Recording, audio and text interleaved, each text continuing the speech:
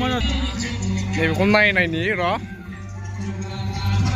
बर'नि जिथु डिमापुराव मोनसे बायखोन्दा नेरसोन दंमोन बिनि जिथु बनायनानै बेयाव दिन्थिनाय जादों आरो ओरैलाय बर'फोरनाव बिदि मोनसे जारिमिन दंमोन आरो बै समावहाय बेखौनो फोरमायदों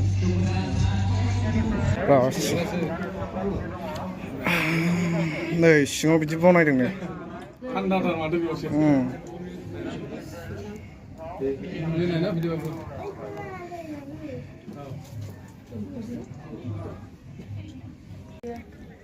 चार्जार सिङाव हाबनानै नायबाय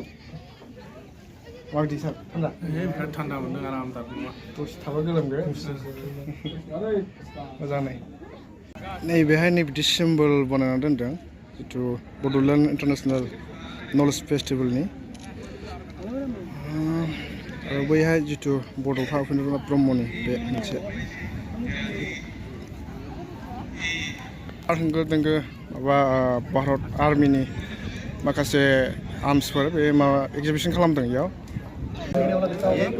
इसको हमने 40 मीटर नहीं तो 35 मीटर के लिए खींच सका उससे आगे नहीं पड़ सकते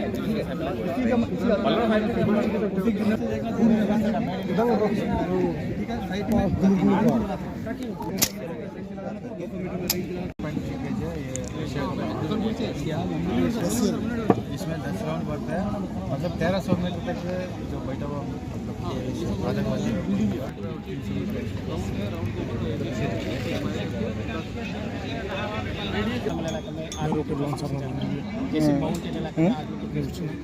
जैसे भी रेगिस्तान रेतीली इलाकों में किस प्रकार से जाए वो टेरेन के हिसाब से आपको कॉल प्लेट पूरा जैसे भी टारगेट मिलने के बाद है ना इसका 7 मीटर रेडियस में डैमेज करता है ये 7 मीटर इधर 10 मीटर हाँ इसमें देख सकते हैं नायबाय गोबांथार माने भारतनि रौनियाफोरनि जिथु बाहायग्रा आर्म्सफोर माने नैबे जायगायावनो बिथांमोना दिन्थिदों माने गोबां रोखोमनि आर्म्सफोर दङ नोंथांमोनाबो सुबिदा मोनोबा बेबायदि माने एग्जिबिशनखौ नायनांगौ जों मिथिनो मोनो आरो नायनानै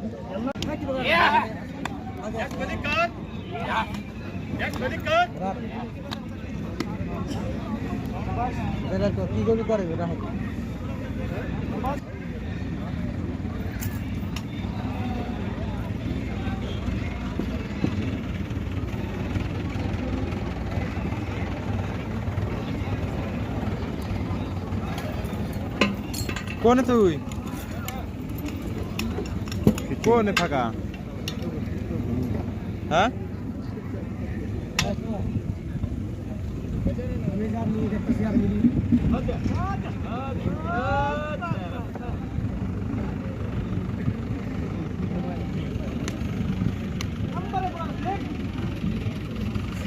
क्या हो गया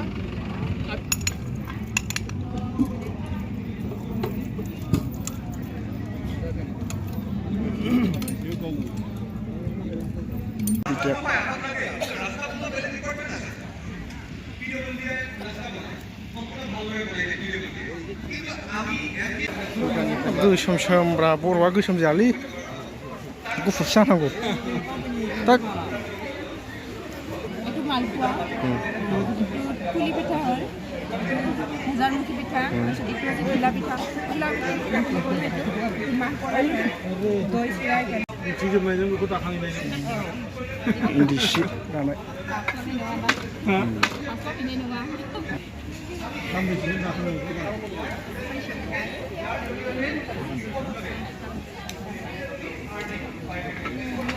राजबंशी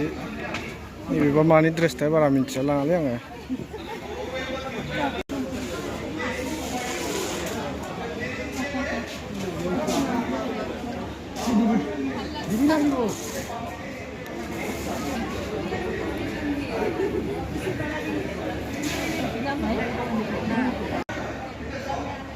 बेसेबां दामफ्रा बै स्क्रिना 300 माबा गिदिरबाबो आरो ना न'फ्रावबो साजायना दोननो हायोना बेखौ ना हो माखौ बिमाखौ फानाखै बिमाखौ फाना बेखौबो बिफाखौ फाना बिमा बिफानो फिसा दं नै बे फिसायाबो बिदै दैगोन ना देनां देरबा बेबो बारायगोन नाजागोन ना नङा होमबा नाजागोन बेनो आरो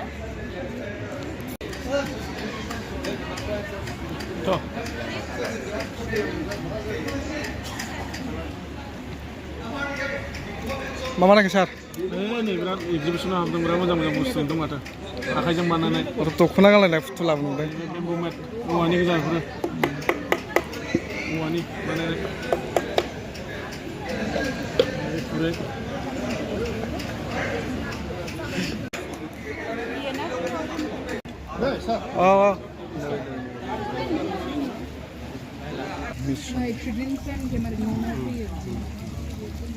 माबानिफ्राय मोनसे दोनथुमग्रा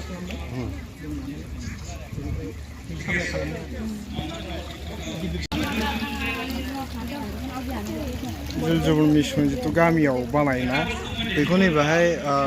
एगजिबिसन हिसाबै देखायदों आरोना बिदि जानांगौ होननानै मोजाङानो बुस्थुआ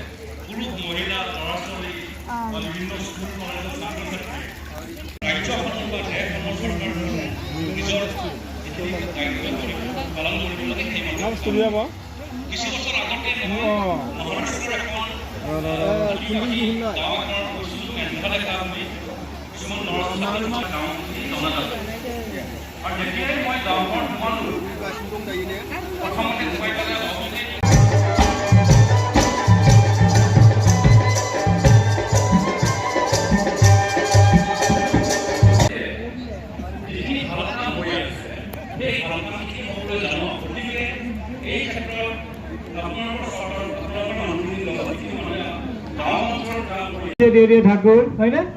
हेलो इतना सन्नाटा क्यों है I am looking for that please stand up come here come here come here come here I am looking for this come fast quick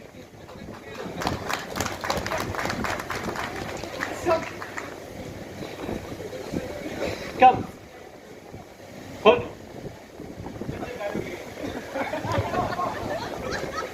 इतना सन्नाटा क्यों है भाई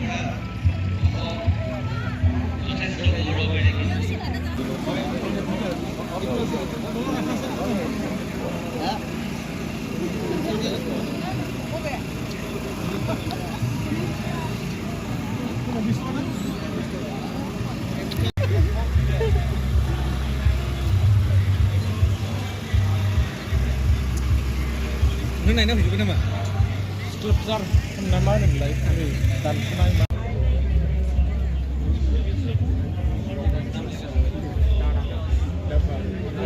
सिजौ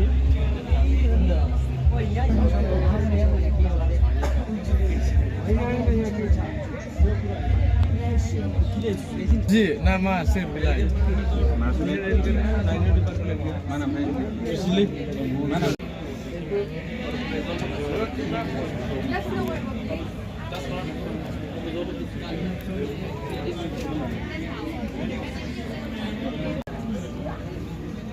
मा खालामदों बायदि रोखोमनि पिकचारफोर नुदों बेवहाय नायफैदों आंनाव सोंला हा आंनाव सोंला কি ক'ব ছাৰ नायखांनानै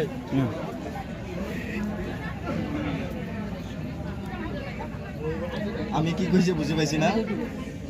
বুজি পোৱা নাই एसामिस ना माने जायगाफ्रा बेबायदि लेखाफोरखौ नायनांगौब्रा हा माथाय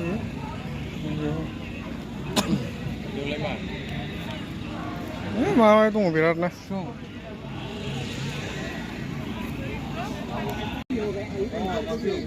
এইটো কৰ্ডিসেল মিলিটাৰীজ হয় ইয়াৰ পৰা এইটো কেপচুল বনোৱা হয়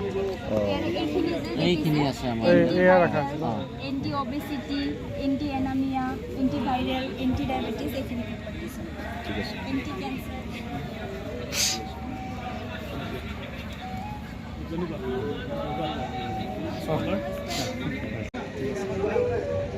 এইটো হৈছে আমাৰ ভিতৰত থকা পাৰ্টছবিলাক আমি বাহিৰৰ পাৰ্টছবিলাক জানো কাণ চকু নাক এইবিলাক জানো গতিকে আমাৰ ভিতৰৰ পাৰ্টছবিলাক আমি দেখা নাপাওঁ আমাৰ কিডনি ক'ত আছে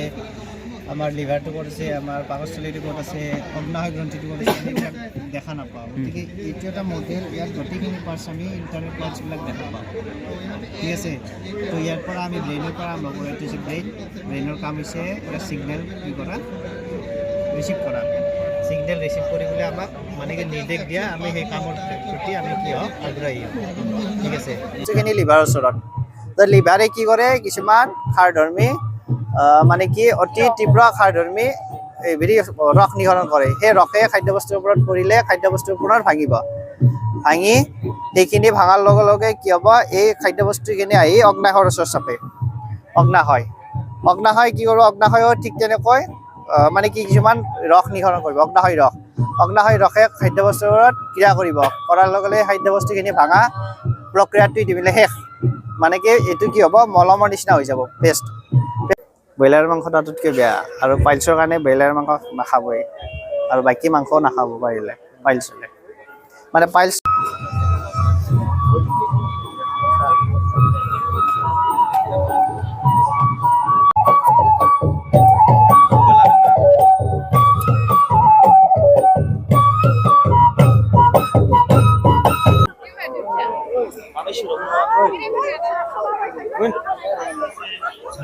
शांति में रहना चाहते हैं। बोडोलैंड में हम लोग को मुस्लिम भी से विकास में बोडोलैंड को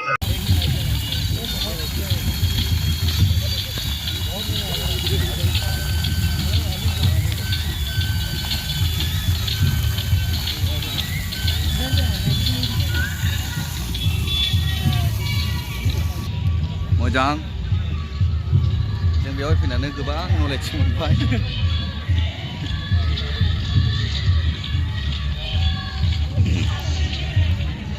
ये मामला पाकिस्तान इन्डियासो आंनि मोनसे गोदान भिडिअ नोंथांखौ बरायबाय नोंथांमोना जुदि भिडिअखौ मोजां मोनो नायलांदो ना मा होनो चलो जुदि इन्टारेस्टेड मोनो आंनि भिडिअखौ नायनो नायजोबबानो जाबाय दा हरावहाय दा नायगोन दे ना मा होनो चलो हा हरनि 10टा राइट 10:01 आनसाबस्क्राइबारना साबस्क्राइबारा नुयो नायजोबथारलै 10 थाखा रानना होगोन आं नायनांगौ दे भिडिअखौ नोंखौ नुगोन नालाय केमेराखौ नायनांगौ ना माखौ नायनांगौ आं दा इउटुबाव हगारबा नायबानो जाबायब्रा परफॉर्मेंस करे या कोई भी परफॉर्मेंस करे, प्लीज पीछे से कुछ लोग ना जाएं, इससे थोड़ा सा डिसएम्पावरमेंट होता है। यू अंडरस्टैंड ना, डिसएम्पावरमेंट। और दूसरी बात कि कल किसी भाई ने कहा था हम ट्रांसजेंडर होते हुए भी इस जगह पे हैं, नहीं, हम ट्रांसजेंडर हैं तभी इस जगह पे हैं, and this is our platform. Phenomenal, sir. I need to learn few poetry from you now next time, sir. Thank you so much. Shri Kadiri Ram.